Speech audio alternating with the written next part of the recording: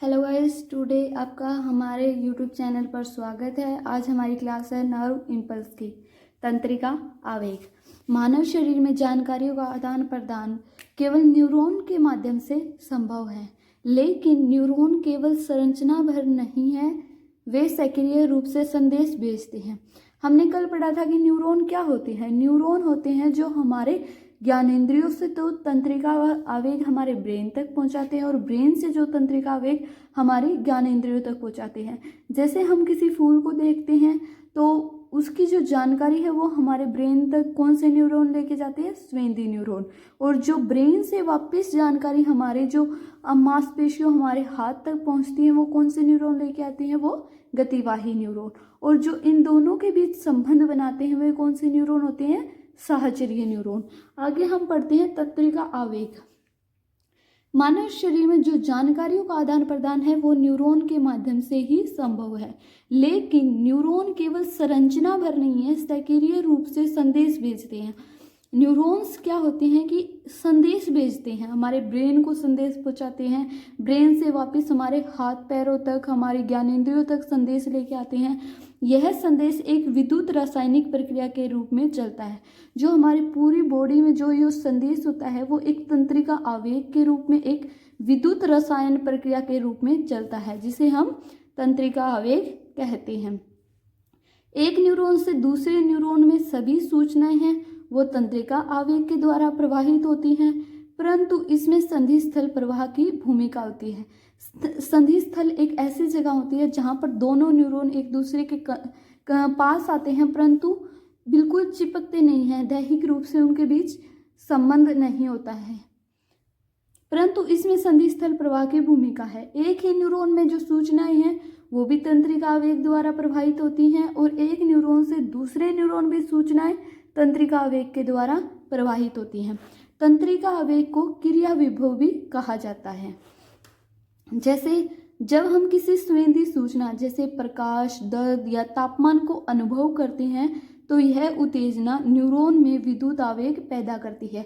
यानी हम किसी भी तापमान, प्रकाश को, दर्द या तापमान को किसी भी अनुभव को जब हम महसूस करते हैं तो जो यह उत्तेजना होती है यही न्यूरॉन में विद्युत आवेग पैदा करती है। यह आवेग एक्सोन के माध्यम से आगे बढ़ता है, यानी एक्सोन के माध्यम से आगे बढ़ता है। कल हमने एक्सोन पढ़ा था। एक्सोन कहाँ पे था? यहाँ पे एक्सोन। एक्सोन के माध्यम से आगे बढ़ता है संदेश, पहुंचकर प्रतिक्रिया उत्पन्न होती है। तंत्रिका आवेग से तात्पर्य, हम तंत्रिका आवेग की प्रॉपर डेफिनेशन ले तो वो क्या होती है? एक लघु अवधि के लिए एक्सोन में प्रवाहित होने वाली विद्युतीय घटना से होता है। यानी बहुत कम समय के लिए एक्सोन में जो विद्युत आवेग होता है वो प्रवाहित होता है, जो विद्युत घटना होती है वो प्रवाहित होती है, उसे ही तंत्रिका आवेग कहते हैं। इसे स्पाइक भी कहा जाता है क्योंकि यह अत्यंत लघु और तीव्र होता है। आगे हम पढ़ते हैं तंत्रिका आवेग की उत्पत्ति कैसे होती है। Origin of nerve impulse. सबसे पहले हम विश्राम अवस्था का पढ़ते हैं। जब न्यूरॉन उत्तेजित नहीं होता है तब उसके अंदर और बाहर विद्युत आवेगों का अंतर होता है।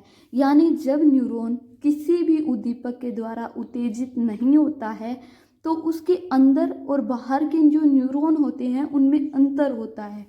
न्यूरॉन के कोश झिल्ली, यानी हमने पढ़ा था कि न्यूरॉन की जो सेल बॉडी है उसके भीतर तरल जो पदार्थ होता है उसमें तो नेगेटिव विद्युत आवेग होता है, ऋणात्मक विद्युत आवेग होता है, और बाहर के जो तरल पदार्थ हैं उसमें धनात्मक विद्युत आवेग होता है। दूसरे शब्द, आगे हमने सोडियम पोटेशियम पंप था। यह एक विशेष तंत्र है जो आयनों का आदान प्रदान करता है, यानी आयनों को बाहर और भीतर भेजता है। यह एक ऐसा तंत्र है जो आयनों को आपकी सही जगह पर लगाता है। जैसे सोडियम पोटेशियम पंप कोश झिल्ली में महत्वपूर्ण है, जो लगातार 3 सोडियम आयनों को कोश झिल्ली के बाहर और 2 पोटेशियम आयनों को कोश झिल्ली के अंदर लाने का काम करता है, जिसके लिए एटीपी ऊर्जा का प्रयोग करता है। यानी यह जो सोडियम पोटेशियम पंप है यह आयनों को उनकी सही जगह पर लाता है। यानी सोडियम पोटेशियम पंप का कार्य आयनों की सांद्रता को बनाए रखना है। दूसरा है धनात्मक और ऋणात्मक आवेगों के उक्त वितरण को ध्रुवीकरण कहा जाता है। यानी ध्रुवीकरण हम किसे कहते हैं? विश्राम अवस्था को ही कहते हैं। आगे है क्रिया विभव। जब न्यूरॉन है वो कार्य करना प्रारंभ कर देता है, यानी न्यूरॉन उत्तेजित हो जाता है, उस स्थिति को क्या कहते हैं? क्रिया विभव या विध्रुवीकरण। जब न्यूरॉन आराम की अवस्था में होता है तो उसे विश्राम अवस्था और ध्रुवीकरण कहते हैं। जब न्यूरॉन उत्तेजित हो जाता है या किसी उद्दीपक के कारण न्यूरॉन क्रियाशील हो जाता है तो उसे क्रिया विभव या विध्रुवीकरण कहते हैं। जब कोश झिल्ली के बाहर वाले जो सोडियम आयन है, धनात्मक जो आयन है, हमने पढ़ा था कि जो विश्राम अवस्था में कोश झिल्ली के बाहर धनात्मक और अंदर ऋणात्मक आयन होते हैं। अब क्रिया विभव के समय जो बाहर के धनात्मक आयन है वो कोश झिल्ली के भीतर आने शुरू हो जाते हैं और एक बहुत ही कम अवधि के लिए 1 मिलीसेकंड के लिए न्यूरॉन की कोश झिल्ली के भीतर धनात्मक रूप से आवेशित हो जाता है। यानी जो अंदर का भाग है वो धनात्मक आयनों के अंदर आने के कारण पूरा धनात्मक आवेग उत्पन्न हो जाता है। धनात्मक आयनों के भीतर आने से जो झिल्ली का विभव था, जो हमने विश्राम अवस्था में -70 मिलीवोल्ट पढ़ा था, वो अब बढ़कर कितना हो जाता है? +50 मिलीवोल्ट हो जाता है। कोश झिल्ली के धनात्मकता में यह लघु अवधि के परिवर्तन को, यानी इस लघु अवधि के ही परिवर्तन को क्या कहते हैं? तंत्रिका आवेग कहते हैं। न्यूरॉन की विश्राम अवस्था यहाँ पर समाप्त हो जाती है और न्यूरॉन उत्तेजित हो जाता है। आगे हम पढ़ेंगे कि आवेग कणों के इस तरह के परिवर्तन को ही विध्रुवीकरण कहा जाता है। आवेग कणों के इस तरह के परिवर्तन, यानी धनात्मक जो बाहर थे वो अंदर आ जाते हैं और ऋणात्मक जो अंदर थे वो अंदर ही रहते हैं, जिसके कारण वहाँ पर धनात्मकता ज़्यादा हो जाती है। इस तरह के परिवर्तन को विध्रुवीकरण कहते हैं। आगे पुनर्ध्रुवीकरण। जब कोश झिल्ली से पोटेशियम आयन बाहर निकलने लगते हैं, यानी जो पोटेशियम आयन अंदर थे वो बाहर निकलने लगते हैं। पोटेशियम आयनों के इस तरह के प्रवाह के कारण झिल्ली की जो धनात्मकता है वो कम होने लगती है, धनात्मकता को फिर से प्राप्त करने लगती है अपनी मूल ऋणात्मक अवस्था को, यानी अपनी विश्राम अवस्था को जब न्यूरॉन है दोबारा प्राप्त करने लगता है तो वो पोटेशियम को बाहर निकालने लगता है। इसी प्रक्रिया को पुनः ध्रुवीकरण कहते हैं। आगे अति ध्रुवीकरण। जब पुनः ध्रुवीकरण के बाद की सिचुएशन होती है अति ध्रुवीकरण। पोटेशियम आयनों के कोश झिल्ली से अधिक निकास के कारण, यानी कोश झिल्ली से ज़्यादा पोटेशियम आयन है वो बाहर चले जाते हैं, जिसके कारण है वो विश्राम अवस्था से भी नीचे चली जाती है कोश झिल्ली की जो ऋणात्मकता है। इसे ही अति ध्रुवीकरण कहते हैं। फिर सोडियम पोटेशियम पंप आता है। सोडियम पोटेशियम पंप आयनों को उनके सही स्थान पर स्थानांतरित किया जाता है। यही आयनों की सांद्रता बनाए रखता है और झिल्ली अपनी सामान्य विश्राम अवस्था में आ जाती है। आगे हम पढ़ेंगे पूर्ण या बिल्कुल नहीं का सिद्धांत। न्यूरॉन में उत्पन्न उत्तेजना की शक्ति या तो पूर्ण होती है या फिर बिल्कुल भी नहीं होती। यानी न्यूरॉन जब किसी भी उद्दीपक से उत्तेजित होता है तो उसकी शक्ति या तो पूर्ण होगी या बिल्कुल भी ही नहीं होगी। उद्दीपक की अधिक तीव्रता पर उद्दीपक की तीव्रता का न्यूरॉन पर कोई भी प्रभाव नहीं पड़ता है।